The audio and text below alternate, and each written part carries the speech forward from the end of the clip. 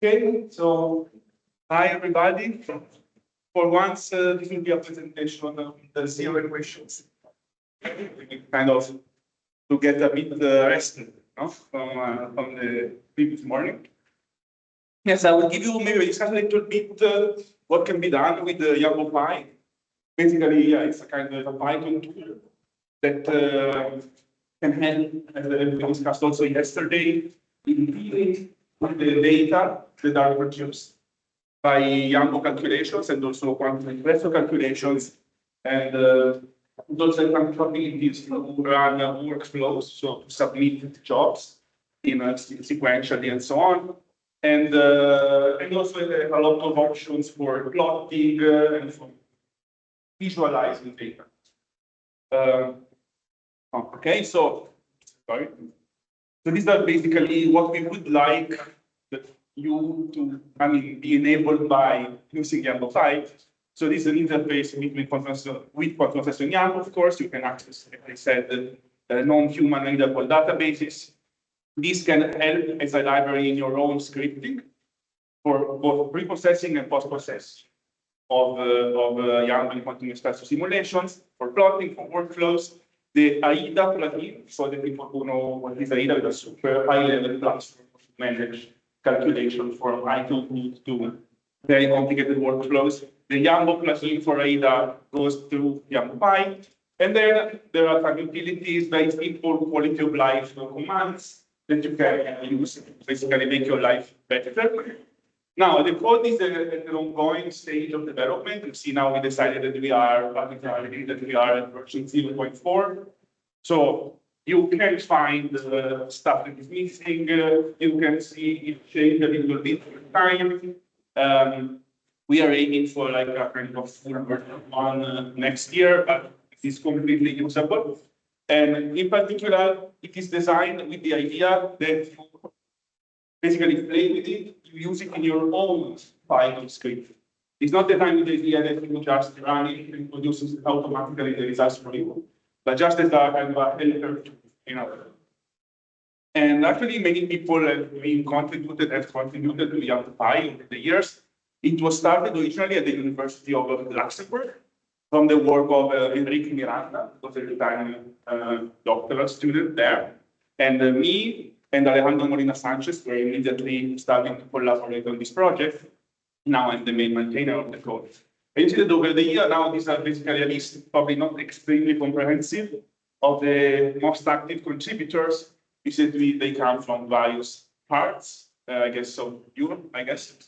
Okay, this is also a project that is part of the funding from the big funding for HPC that also Yambo and Quantum Espresso are part of. Okay, so let's start with some basics. In principle, installing it is super simple. You need to create a suitable Python virtual environment. This is not, it's kind of optional, but it's very much suggested so that you can have a virtual environment where you host all the libraries that you need for the code and the Python version you want to use for the code. So you can use either Conda or BEM, which is much lighter in principle. And then you can install it via pip. But you can also basically go on the GitHub page of Yambo, you clone the Git repository, and you install it from there. This is the way to go if you want like all the latest patches, all the latest bug fixes in the code. While this is like we release a version on the Git repository every now and then. And the steps to installing it are the same as if you install it on your local laptop or if you install it on a remote cluster. Now, as I said, it is the Yambopy designed with the idea that you are like kind of know already Python. And in particular, you should have a knowledge, basic knowledge of these two main libraries for Python scientific stuff, NumPy and matplotlib. Okay, so it's much better if you kind of have more or less an idea of how to do a Python script using the library. As I said, it will depend on what stage of development, so there is no complete documentation, but most of the code is commented. The recent stuff is much more and better commented than the old stuff, but we are in the process of basically making a documentation. And in any case, all these instructions for installation and several tutorials, good part of which we did yesterday and we will be doing in the today, probably in the following days, are available on the Yambopy. Okay, so this can get you familiarized on how you can write a script using Yambopy as a library, how you can use it in various ways. And I will show many examples of these later. But first, just the overview. What the Yambopy package contains these 6 main submodules. For example, this one QEPy is the one we used yesterday. And of course, it deals with the reading, loading QE data, quantum espresso data, and for example, flow visualization. Then we have another submodule that is called also Yambopy, and it deals with Yambo databases. And then a series of other modules. One is the for command line options. The scheduler Py has objects that allow you to use Yambopy to submit calculations. For example, if you have the Slurm scheduler in your cluster, like it is in Leonardo, you can create a kind of Slurm object, and then you submit the job through Yambopy. Yambo parser reads the human readable input and output. And then there's a tutorial for the value scripts. Okay, let's go a little bit in more detail on these two. So for QEPy, as you see, you enter, there are basically several files. And the logic is that every file contains a class. And every class deals either with a single database that has to be loaded and managed, or gives a specific feature. So for example, this class deals with the data produced by Quantum Espresso, in which you also calculate atomic orbital projections. And instead, for example, this class creates a supercell starting from an infinite cell, which can be also a non-diagonal supercell. Similar logic is in the Yambopy submodule. So you have first some utilities that are general and they are called by the class inside the code.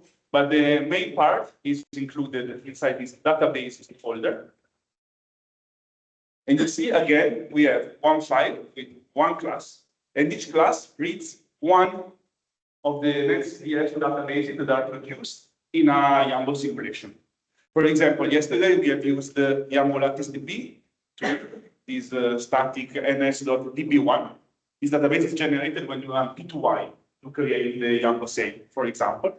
We have also used the Yambo dipoles DB to read this database, the dipoles database. And you have the dipoles stored as an array, for example, and you can plot them. And then we will see also others. For example, YamboQPDB reads the results of a GW calculation. Exit on DB, you will see it reads the databases produced by the Bethe calculation, so it reads the tectonic properties. I will give you some examples.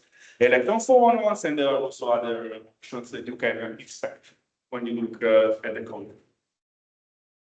And the way that kind of Yambopy can be used is basically in 3 ways. One is a simple, fast usage, is as a command line tool. There are some options. There are very like tricks, quality of life tweaks that you can just run by command line. Then I would say the main or the most used way is that you import stuff from Yambopy in your own, scripting stuff. When you are managing the data of your simulation, of your research, you import all the Yambopy tools to manage for data, for example. And the third way is that you can also design a specific workflow to be run, for example, on an HPC machine. And Yambo has some tools to be a workflow manager, or to interface you can run QE and Yambo automatically back-to-back, and so on. Okay, so now I'll give you some of the examples of both of these 3 kind of lanes that you can go. This is an example about using Yambopy for command line. So suppose that you need to run a GW calculation on a large system, which is so large, and you have to correct so many points in the Brillouin zone that you cannot run it kind of a single job, right? So you can basically subdivide the range of k points and do 3 runs. For example, here from gamma to the 50th k point, 51st to 100, and so on. No? Now, Yambo will produce 3 different databases, which are partial databases. And then you need to merge them, you need to join them. And this you can do easily by command line. So you just do Yambopy merge QP. You put the path of the database, and it will give you a Yambo compatible merge database And here we'll give you some information on what it has done. So this is common usage, I think, because now more and more we find ourselves running very large calculations, so this kind of can help. There are even simpler ways to use a command line option. For example, we discussed yesterday about the energy cutoffs for quantities without defining reciprocal space, that you can express it either in number of reciprocal lattice vectors or in energy units, for example, in real terms. And clearly, like in principle, it's best to have it in real terms because the number of reciprocal lattice vectors depends on the size of the unit cells. Very large unit cell, you may need many more reciprocal lattice vectors to cover the same energy shell, right? But it may happen that you have an input where you use a reciprocal lattice number instead of Ripple, that you are given an input in reciprocal lattice numbers. And so basically, this is just a way to convert these two units. And you can just do it by command line. It reads a database that is in the same directory of Yambo, and it gives you basically the equivalent so that you can, for example, judge the level of convergence of a calculation and so on. Another very simple trick, but it's useful. Suppose that you want to run a BSC calculation on a large system. You are unsure if it will exceed the memory of your node in the cluster. Okay, I mean, this is just a simple expression, but you can just put the details of your BSC Hamiltonian in the Yambopy BSC size command. So here, for example, number of key points, valence, conduction, and we are running in double precision for some reason. And Yambopy will give you the actually size of the carrier, and then you can judge, okay, this will exceed my node, so I don't need to waste resources running simulation or not. But just to like be sure at the beginning before running started, made, and break. So these are some examples on how to use Yambopy as a command line tool. Now, let me show some examples instead of how you can incorporate it in your own scripting. This I feel is the way Yambopy is used the most by most users, right? So this we have seen already yesterday. So this is just for in quantum espresso data, and then you have done the projection onto atomic orbitals, and you can basically produce very easily a plot of the bands with atomic orbital projections on top. This example this figure was done by Luca Busi here at Memorial. He was studying this structure of gallium arsenide, gallium phosphide, and you see here that, like in his script, basically, okay, you import the class that you need. It's time from QEPI. Then you instance the object that you need to read the atomic orbital projections, and then he just has to ask the code to give all the atomic orbitals on gallium, on arsenide. It sums, and you have basically the yellow part. Then you can do it for gallium phosphide, and Yambopy can produce this figure, showing, for example, that the valence bands are localized on the gallium arsenide part of the system and the conduction of the gallium phosphide part. So this we already seen how to do this basically in the tutorial yesterday.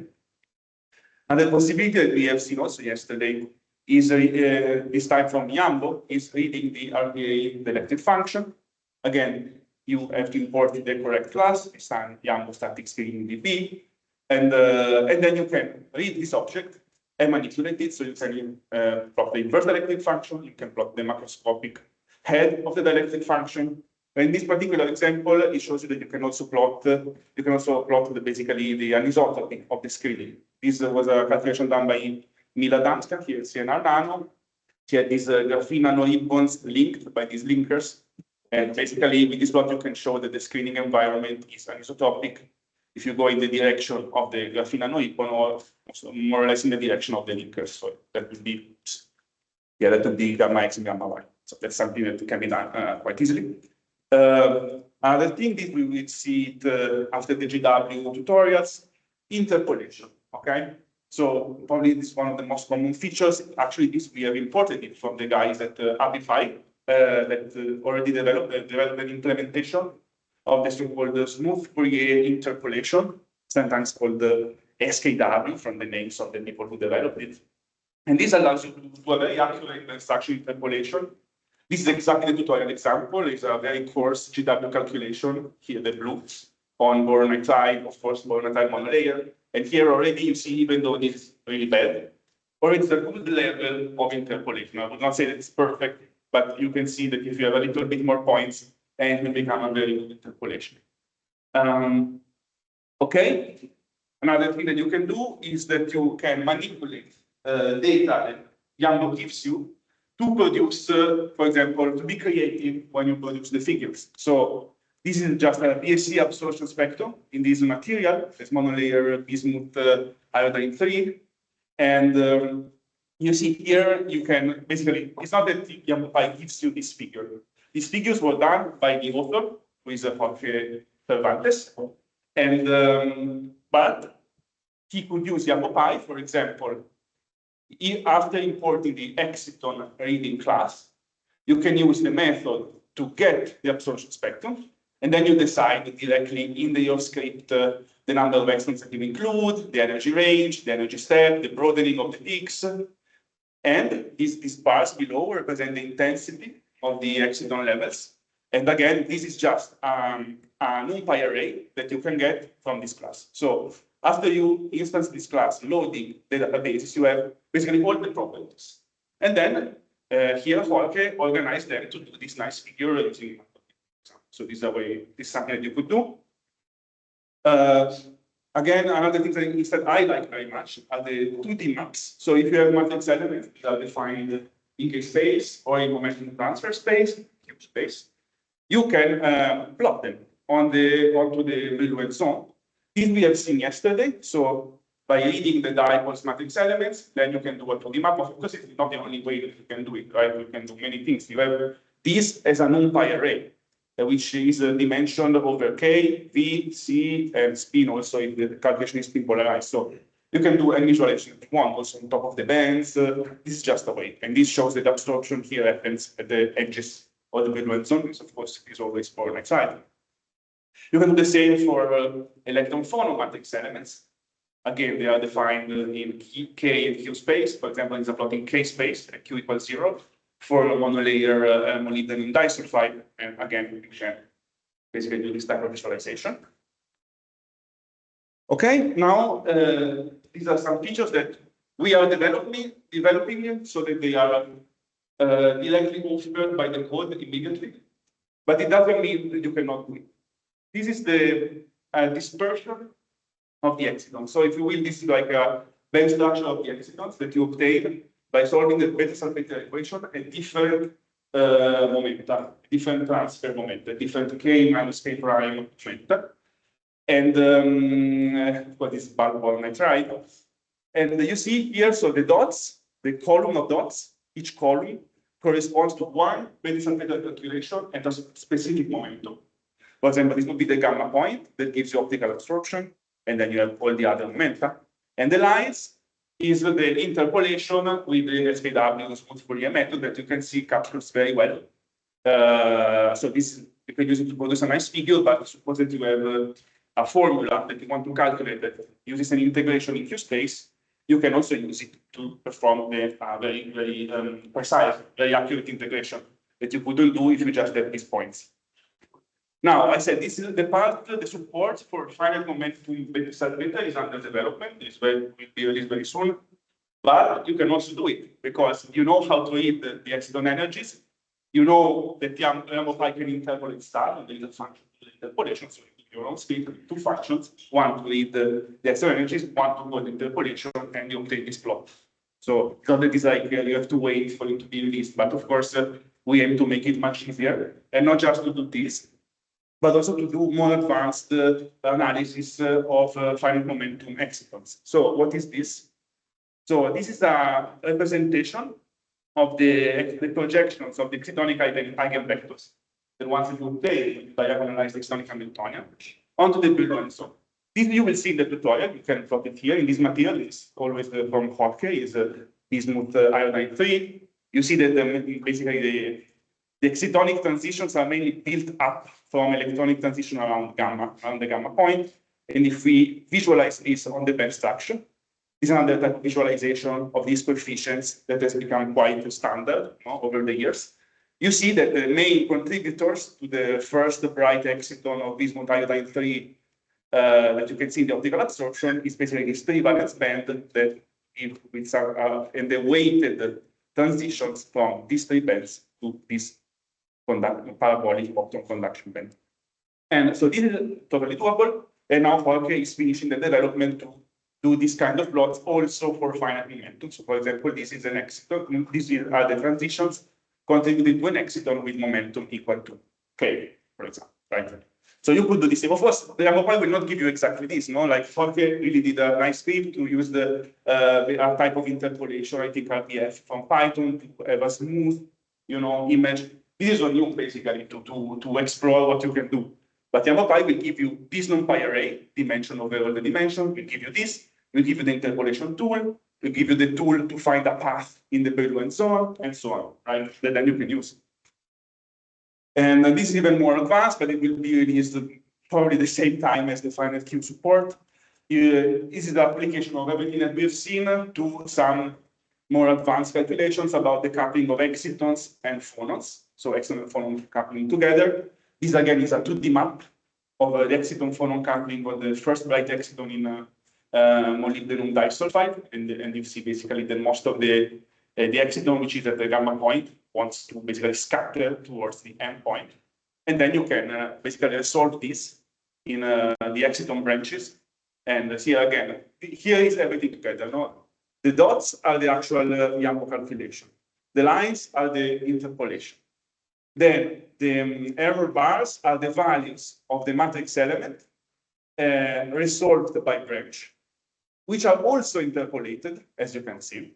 And this basically tells you that the A excitons has the maximum coupling strength with the finite field exciton in this particular branches of the M valley, the B exciton in these, and so on.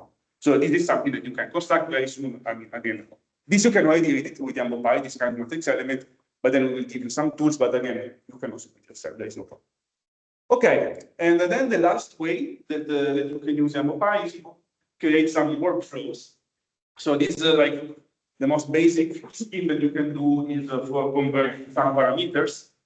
And so here you need the Yambopy stuff to read and to prepare the inputs. And then you need the scheduler pi to prepare basically a batch script for the scheduler. And for example, this in the case of Slurm, it looks like this, for example. These, I mean, you are supposed to design, right? It's not that it's given, it's not IDA. You have to do a workflow for your specific needs if you want. And if you want to do this, then you can use Yambopy. And here, for example, you will have some functions in your script that do this, that check the calculations. And when you did enough steps, for example, or you check the threshold, then there are also options to analyze and plot the results. For example, this is the conversions of the RPA screening as a function, where the colors are a function of different vacuum distances between treated copies of the simulation superset, very important for 2D systems. Here, I think it is even with using a Coulomb cutoff. So you see, still you have to check it anyway, the vacuum separation. And so this is kind of a standard way, the first idea, if you want to do a workflow. But you can do more exotic stuff. For example, Davide before explained that if you do a real-time simulation, it's very important to find the correct time step, not for the integration of your differential equation. And this is, for example, a workflow that's relevant, that is still under testing. But the idea is that it's an automatic way to give you a converged time step for your simulation before you start the production runs, without you spending an enormous amount of time tracking everything. And you see the minimal way, polarity is a script that the user could make. Of course, there are some options that you can put depending on your system and so on. You call the first one function that generates the broken symmetry Yambo set directory, and then you call this main function that basically runs. You give to this also a scheduler object, like a Slurm object, and it runs several real-time calculations, every time checking these 4 tests. And when it passes the threshold for all of these, so you have, for example, conservation of a carrier number, you have the real checking for each time that the polarization at each step is the same, and so on. After everything is done, it will tell you which time step you are supposed to use. So it's an example calculation, and these are the plots of the polarization over time. You see that like with 12 up to seconds is not going very well for the time range that we are interested in. But in the end, it seems that 8 up to second is instead a stable time step the specific sequential will become. So this is much more advanced than plotting, right? You really have to know what you are doing. But let's say it's possible, and the aim is to make this a little bit easier, let's say.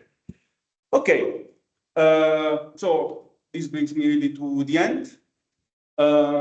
So most often, maybe for your specific system, you want to do something. Maybe you find that it's not there. This is not the most common case, but if it happens, you can actually, request this, of course. But if you want to do it yourself, usually what you want to do is similar to something that's already there. And so you can just probably copy paste the structure of some classes to get the feature that you want. But the most frequent case is actually that what you want is there, but maybe it's not exactly, you are in a case that is not covered. Like, for example, there was a user doing calculations with open shell systems, and so wanted to deal with the diagrammatics and with open shell systems. And of course, we didn't cover that, we never thought about that. But then, after interacting on the Yambopy forum, we patched this file. Now there is the support. But this is the most frequent case, I would say, if you don't find what you need. Again, if you want to contribute a feature and you don't know what to do or how it should be done, you can write to me, there is no problem. If instead you are having trouble with something that something that doesn't run, then that's something you should write on the Yambopy forum and basically try to address it. If you want to contribute, the main ways are that you go on the Yambopy GitHub page, you fork the Yambopy repository, then you do your developments, and then you send a request in principle with the development with the documentation, some examples, right? But of course, we can interact with this process if you want. Okay, yeah, as I said, possibly next year there will be a more like official release, but this cannot stop you from using the code now because it's like totally available as you have seen, and as you will see probably in the next tutorials. And with this, thank you for your attention.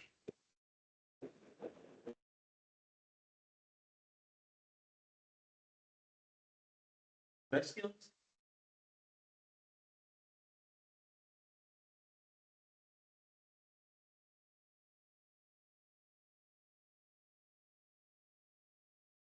No. For this, there are much more advanced tools that are in principle already available. AIDA is just one of them that I have cited. The idea of Yambopy is to be much more low level, much closer to the user. So that if you have some specific problem or something that is not covered, or something that, for example, if you have only a few systems and you don't need to prepare a complicated workflow structure, then you can directly tinker with Yambopy and speak yourself, like hopefully in an easier way. So it's more like it's kind of like really more low level, really more attached to your specific need for whatever you may be doing at the moment. And while for designing huge campaigns or item stuff and stuff like that, probably it's better to use other tools. Can we use extend data calculated for PWRX and visualize? So at the moment, we don't have any interface to EPW, although EPW itself is interface to Quantum Espresso. So probably it's not difficult to do it because we can read stuff from Quantum Espresso, but the feature is not there already. Let's say ready to be used. Typically, when we use electron forum Yambopy, we do not pass to EPW, and we calculate them directly the matrix elements between Quantum Espresso and Yambopy.